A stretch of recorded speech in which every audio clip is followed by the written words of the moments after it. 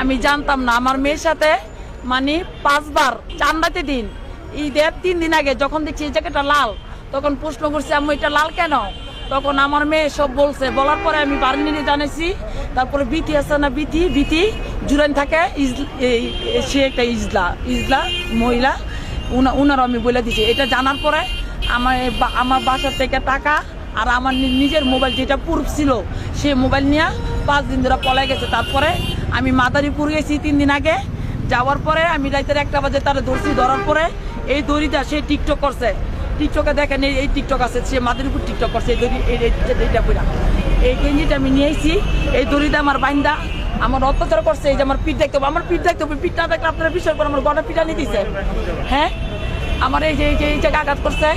এইগুলো পুলা আমার নির্মমবার ওর চাচা ফুবু যে না করছে মারছে, জুনিয়র সাকিব মারছে, বলছে আমার মায়ের জীবনে এত মেয়ের